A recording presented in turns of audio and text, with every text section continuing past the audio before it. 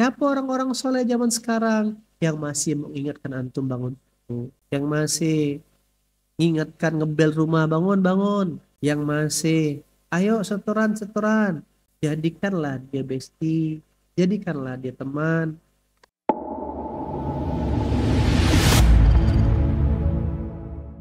Salah satu yang mempengaruhi kualitas hidup kita ini adalah dengan siapa kita berkawan. Sebagaimana hadis Rasulullah yang kita pernah dengar, ya kan? Kalau berkawan sama tukang parfum, maka kita kecipratan wangi parfum. Berkawan sama tukang pandai besi, pandai buat besi. Salah satu cara terbaik untuk merubah diri ketika kita ini belum tahu jadi apa bah gitu loh. Maka cemplungkan dulu. Antum cari lingkungannya, masukkan ke situ. Ternyata kesadaran kalau pengen berubah mencari lingkungan itu ada sesuatu yang mahal. Dan itu bagian daripada ayat Allah yang mana Allah menyebutkan. Kan tadi yang mempengaruhi kita itu siapa? Teman. Coba sebutkan siapakah sebaik-baiknya teman dalam kehidupan. Ayo coba jawab siapakah sebaik-baiknya teman? Oke, Ustaz Udri bilang ibu. Baik. Ibu. Oke. Sebaik-baik teman Quran. Ada ke teman nama Quran? Al-Quran yang mengajak dalam kebaikan. Teman yang mengajakkan dalam ketaatan. Oke. Coba kita cari kasih bocoran. Jawablah pakai bahasa Quran. Nah, jawab pakai Quran. Oh, Pak Hanif jawabnya. Jadi sebaik-baiknya teman, kata Allah, yaitu barang siapa yang menaati Allah dan Rasulnya, mereka itu akan bersama-sama dengan orang-orang yang dianugerahi nikmat oleh Allah. Jadi kalau menaati Allah wa ati Rasul, maka dia itu kata Allah surah Az-Zukhruf 67, dia itu dianugerahi kata Allah nikmat oleh Allah. Siapa dia? Satu, para nabi. Maka bersyukur ndak Hawariyun punya teman namanya Isa? Bersyukur ndak Harun punya Musa? Bersyukur ndak para sahabat punya Rasulullah? Bersyukur sekali. Karena orang-orang itu punya seseorang, ya itulah orang dalam. Yang kedua, para siddiqin. Kenapa disebut para siddiqin? Berarti para siddiqin yaitu orang-orang apa? Orang yang benar dalam sebenar-benarnya dalam kejujuran. Itulah sebaik-baiknya teman. Yang ketiga, kata Allah di Quran, para syuhada, orang yang mati syahid. Dan yang keempat, sebaik-baiknya teman adalah orang-orang yang soleh. Salaha yasluhu, menjadi baik, menjadi benar, menjadi pantas. Orang yang memperbaiki, orang yang baik, orang yang soleh, orang baik. Inilah 4 golongan, 4 orang yang Allah sebutkan di Quran sebaik-baiknya teman. Siapa yang pertama? Para nabi. Yang kedua, siddiqin. Yang ketiga, syuhada. Keempat, di surah An-Nisa ayat 69. Jadi cerita ini, ayat ini turun menjawab keresahan Aisyah. Aisyah yang menceritakan ini, ada seorang menghadap seorang laki-laki datang ke Rasul. Berkata, wahai Rasulullah, kata seorang pria, aku benar-benar mencintaimu melebihi cintaku kepada diriku sendiri. Istriku, hartaku, bahkan anakku. Berarti orang ini sedang praktekkan surah berapa ayat berapa nih? Taubah. Berarti orang ini praktek surah Taubah enggak? Dia mencintai Rasulullah melebihi dirinya sendiri, istrinya, hartanya, bahkan anaknya. Di rumah aku selalu mengingatmu dan tak sabar ingin menjumpai dan melihatmu. Bayangkan ya, gimana orang tuh bisa punya pesonanya Rasulullah membuat orang dirindukan selalu. Aku tahu engkau pasti masuk surga, kata orang tersebut.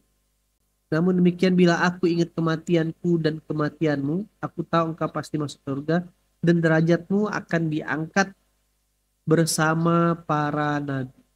Sedangkan aku, kalaupun masuk surga, kata orang, aku khawatir tak dapat lihat. Jadi walaupun dia ditakdir masuk surga, dia punya kesedihan. Orang ini pintar, dia pingin walaupun nanti masuk surga tuh tidak pingin jauh dari Rasulullah itu.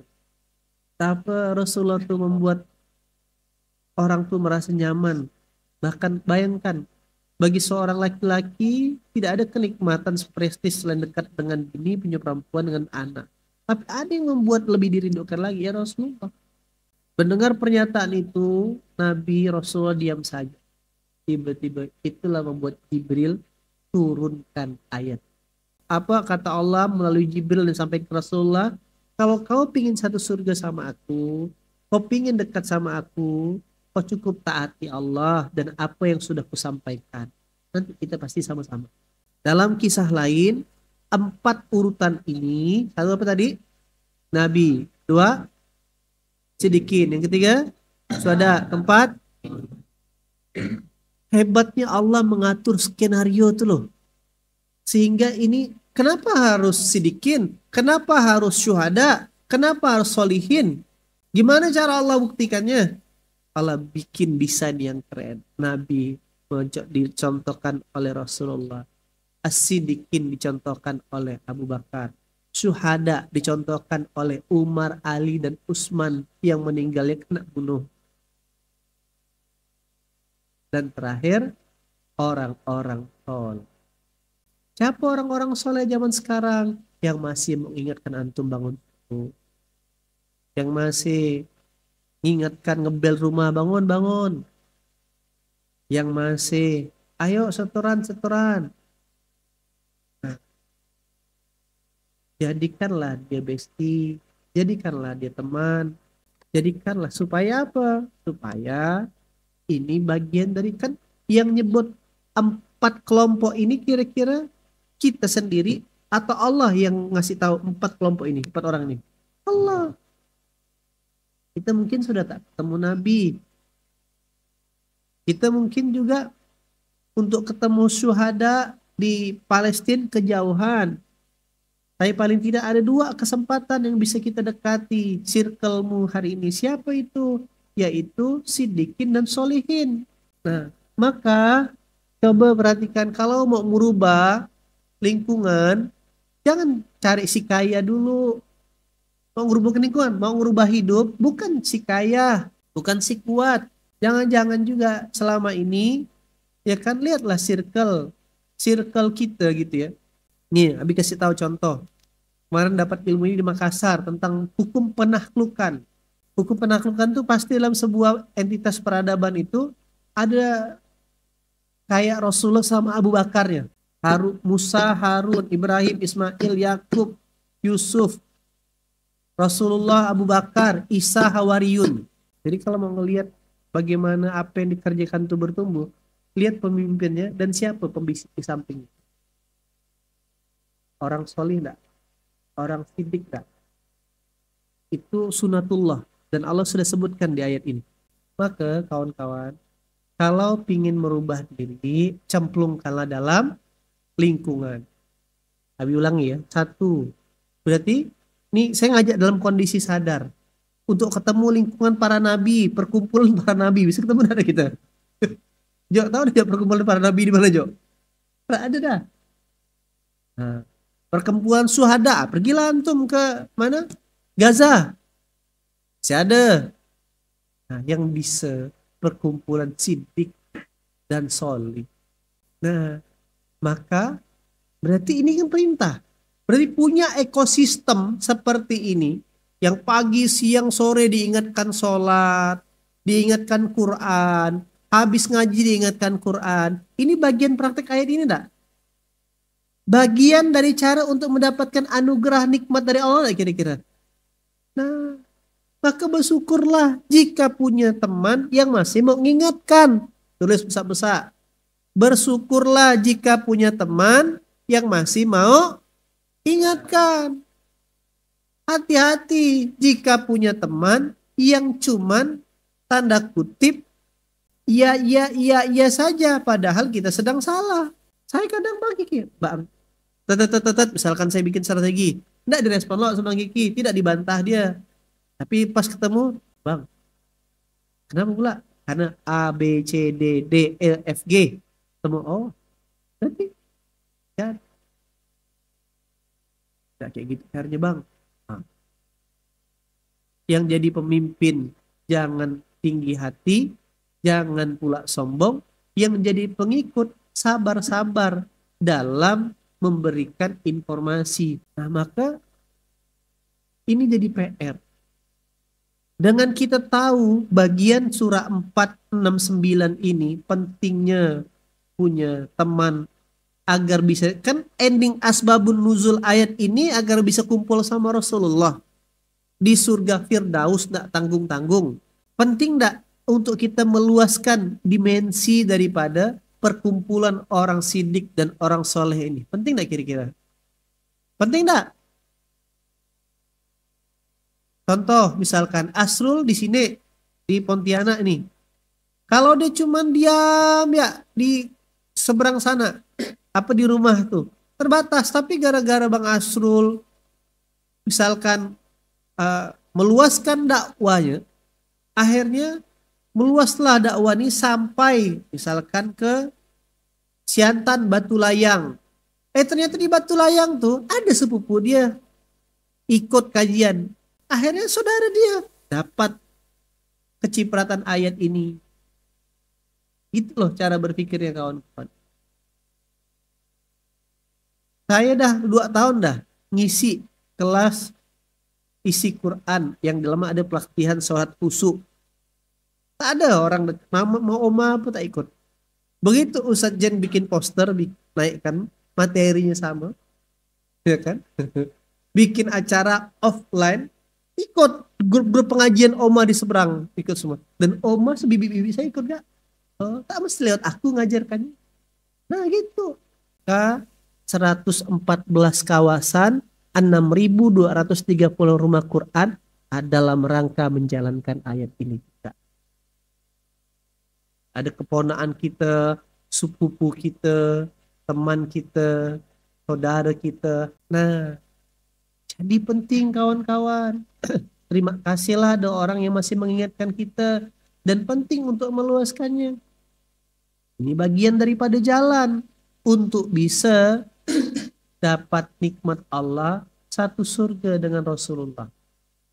Itu yang mahal. Dan jadikan ini jadi doa. Ya Allah karuniakanlah aku, ya kan, untuk bisa punya teman para syuhada, para sodikin, dan para orang-orang soleh. Dan itu diminta. Sebagaimana Musa minta Harun di surat Toha ayat 29 dan 30. Ya Allah jadikanlah penolongku dari keluargaku sendiri. Nah begitu loh kawan-kawan. Orang untuk cari circle tuh sampai jauh-jauh bela-belakan. Nah, saya mau nyampaikan ini biar teman-teman sadar betapa bersyukur dan beruntungnya kita punya automatic lingkungan seperti ini. Maksudnya apa yang pengen closing Abi? Bentuk syukur kita sudah berada di lingkungan yang soleh seperti itu. Di lingkungan baik, walaupun ada yang di lingkungan Masjid Jalan Cahaya, Masjid Sejuta Pemuda, Masjid Pemuda Indonesia, Baitul Huda, semuanya sudah pada lingkungan ini, kuatkan dan luaskan. Apa? Kuatkan dan luaskan. Sidak ini lahir di antara Kebun Langsat di Parit nomor 2. Atas izin Allah hari ini jangkauan narasinya ada di Bandung, ada Bunda Rina, lalu ada apa ini di Lombok Kak Wawan, ada Pondok IT di Jogja, ya kan, ada Bang Wahid di Bogor, ada di Cimahi, ada di Tanjung Pinang, Samarinda, Palangkaraya. Nah kawan-kawan yang hari ini mungkin sedang di luar, mulailah berpikir kalau perintah Allah di sini cuman berkumpullah, carilah orang-orang soleh, maka kita yang sudah dikumpul dalamnya berpikir macam mana aku meluaskanlah nikmat kesolehan ini, mengajak orang jadi muslim. Nah yang walaupun cuma SOS, aja orang, ada pengajian nih setiap subuh. Kasih grup WhatsAppnya bergabung dulu di program SOS. santri online sidak yang sudah di dalam sini, yo ada satnight nih, antum berarti sedang punya kesempatan dapat double pahala. Nah, jadi orang-orang kalau belum punya lingkungan soleh, carilah kawan soleh yang sudah, kan kita terlalu tinggi hebat merasa melebeli orang soleh. Yang sudah di lingkungan soleh, luaskanlah lingkungan ini, gitu Mas Abi. Ajaklah, terserah ngajaknya. Jangan cuma soleh sendirian. Tak ada kesaksian antum masuk surga nanti. Karena kita nih pun kadang berpotensi ngedrop juga imannya. Tapi kalau punya lingkungan orang soleh, dia niatkan, bro, ente gak kemarin ngomong gitu, masa ente gini? Oh iya ya, astagfirullah. Itu kawan-kawan. Siap gak? Meluaskan lingkungan soleh ini. Ada yang jamaah kadang curhatkan, saya bi gak enak bi, nanti dibilang kayak sok soleh, sok ngajak-ngajak, sok alim. Nah bahkan antum dalam kondisi sadar, contoh, maka akhirnya relate. Saya sama Ustaz Kiki mengatakan, diskusi sama Ustaz Alus Bang Ican, goalsnya 2026 di Ismuhyaya Center Sidak Pusat minimal ada 1000 santri. Maka pas nih 2024 nih 100 harus jadi uswah dulu. Harus jadi teladan, bangunnya disiplin, datang paling awal, makan teratur, ya kan, Qurannya meloto. Nanti 100 orang ini masing-masing ngasuh 10 orang. Ini diskusi saya bulan lalu sama Ustadz Aldo sama Bang Ican. Ternyata ketemu ayat ini makin semangat lagi saya. 1000. Gambar gedung sudah ada. Ustadz Kiki akan buat 2 gedung depan tuh, 4 lantai tuh kayak Burj Palem Khalifah. Kayak di Dubai itu yang gedung gede, pintu main gate-nya tuh gedung yang bersambung. Iya kan? Di situ dia. Doa. Insya Allah tidak ada yang tidak mungkin kalau pakai Allah. Jadi saya tidak punya khawatir lagi. Ini mimpinya saya. Ternyata mimpinya saya juga perintah Allah. Gitu loh kawan-kawan. Itulah namanya taufik. Kalau perintah Allah ini kita tak bisa eksekusi, surah Al-Maidah 54, tenang, aku ganti yang lain kata Allah. Dan bisa jadi 1000 orang itu teman-teman Ustadz Zen semua lulusan Azhar. 2 dah santri di Ismuya ini 2 orang. Dua-duanya lulusan terbaik Azhar. Ya kan? Ketua BEM Azhar. Ustadz Zen sama Ustazah Zahra itu ketua BEM. Lulusan terbaik. Ustadz Zen ini sempat diincar sama Ustadz Yusuf Mansur. Untung dia kenal sama En Punggur. Karena Ustadz Zen waktu itu lagi bersinar-bersinarnya memang. Karena zaman kuliah sudah kerjaan Ustadz Zen itu kayak Bang Ican. Kerjaan kuliah. Bayangkan, aku Ustadz Zen bilang, itu sih kerjaan kuliahku, gitu dia. Keliling dunia. My Fun Action dari Malaysia. Udah ke Afrika, udah ke Papua, ke Turki. Jadi Bang Helmi Barok ke Sukabumi itu jadi ke Turki lah. Gitulah dia. Udah ke Lombok juga kemarin sholat khusyuk. Nah artinya begitu, karena makomnya kita mau buat pemimpin. Gitu dah. 2026 berapa santri? 1000. Antum punya 2 tahun untuk memantaskan diri. Jangan jadi beban, Allah kok ngasuh budak, bukan. Inilah kesempatan, ingat tak materi kita semua bahwasanya hadiah terbaik, aset terbaik nanti itu doa dari anak yang soleh. Adik didik antum itulah ada anak soleh. Gimana mimpinnya Bi? Lah Muhammad Al-Fatih kan 17 tahun yang dipimpinnya. Lu tua gak? Kuatkan, pantaskan diri. Usia itu kan masalah casing saja. Cara berpikir yang harus mahal. Jadi kawan-kawan penting sekali. Nah sekarang PR-nya ngapain? Cross check. Dalam keseharian kita 24 jam, ada enggak 4 tipe orang ini dalam keseharian? Saya bersyukur sekali keseharian saya itu ada Bang Bejo, Bang Ican, Bang Tama, Baby, Ustadz Aldo, orang-orang soleh semua. Nah jadi ya artinya itulah serius, itulah Faiza Farar Tafantap. Nah, maka PR-nya adalah lihat cross check 4 cross check teman terdekat kita hari-hari. Kalau teman dekat kita hari-hari, ya kan, jauh dari kata-kata sidik dan soleh, maka cepatlah bertransformasi dan berhijrah. Jangan-jangan Dia memang bukan masalah, dia juga tidak bermaksiat, tetapi kita jadi lalai dengan bersamanya. Begitu ya. Maka PR-nya, pesannya, perintah di ayat ini, temukanlah circle yang soleh. Lihat teman-teman 24 jam antum berinteraksi. Ada enggak orang-orang seperti apa namanya yang mengingatkan kita sholat, mengingatkan kita ngaji. Kalau enggak, setan tidak menggoda kita untuk melakukan pekerjaan haram, tapi setan menggoda kita untuk melalaikan perintah Allah. Ingat, setan tidak menggoda lagi untuk mengerjakan pekerjaan haram. Kita punya kesadaran, tapi setan dengan lingkungan, dengan teman-teman yang tidak soleh tadi membuat kita lalai. Apa tak lalai? Sekuat-kuatnya antum kalau dia banyak pasti kalah. Hayya 'alas shalah. Azan dah berkumandang. Ya kan? Di azan tuh lah dia pergi makan siang. Udah jam istirahat tuh. Yuk, yuk, yuk, yuk. Betul kan? Nah, jangan-jangan kita tanpa sadar kan kita tuh akhirnya terikut gak lemah ya lah nanti lah kalau bisa masuk. Nah, saya pernah di posisi-posisi seperti tak nyaman, nanti itu berdebar gitu loh. Kadang saya di safar jamak takhir itu tak nyaman, kalau bisa jamak takdim di awal gitu loh kan. Inilah kenapa lah buat pondok, biar saya sendiri bisa punya lingkungan, punya berinteraksi. Mau makan tinggal ke dapur, tak perlu ngantri. Oke, mau tidur tinggal tidur dimanapun misalkan. Mau sholat tinggal melangkah, mau kerja, mau syuting, mau apa, semua ada di sini. Inilah paradise. Belum paradise, parit baru. Oke. Satu PR-nya, cek lingkungannya. Apa yang satu? Cek lingkungannya. Yang kedua, yang belum, maka bercarilah kumpulan orang-orang soleh tadi. Yang selalu sehari-hari ingatkan Quran. Tapi yang soleh ini bukan hanya bicara tarbiyah, tapi secara kafah berarti juga proaktif, dia antusias. Bukan hanya sekedar menjadikan spiritualitas sebagai berbalut kemalasan. Yang kedua, masuk ke lingkungan soleh. Yang sudah masuk lingkungan soleh, yang ketiga ngapain dia?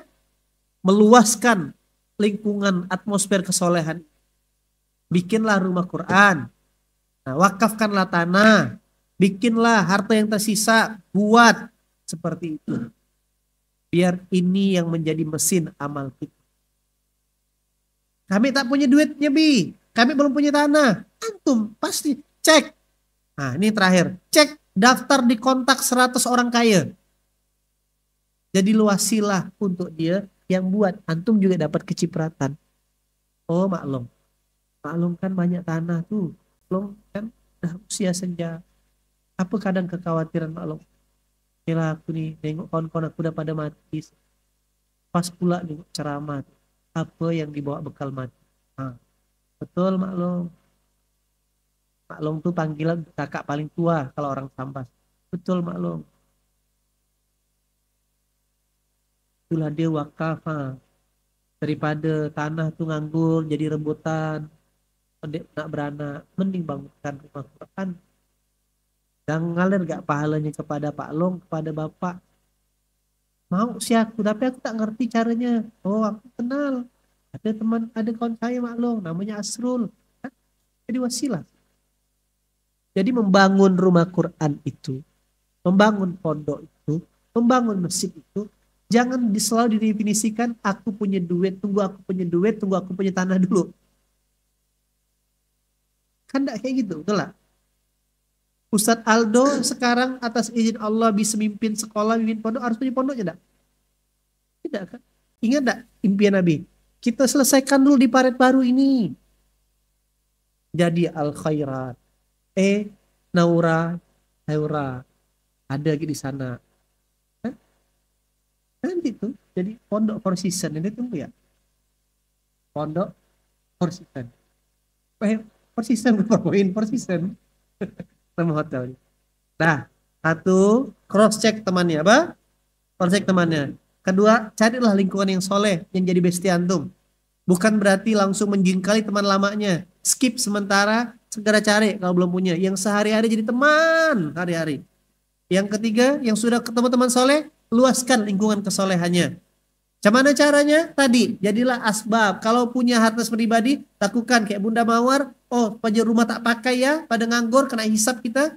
Diwakafkan rumahnya, dikelola. Akhirnya berjalan, alhamdulillah. Yang belum punya, cerita. Selama kita punya gagasan, punya visi, nanti Allah akan wujudkan. Begitu. Begitu teman-teman yang dirahmati Allah pagi hari ini. Semoga Allah karuniakan kita, orang-orang di sekeliling kita, sebagaimana hadiah. Kalau Allah tak bisa berjumpa dengan para nabi dan syuhada, ini malah Allah karuniakan orang-orang yang siddiq dan soleh. Jazakallah khairan kasiran, makasih banyak. Assalamualaikum warahmatullahi wabarakatuh.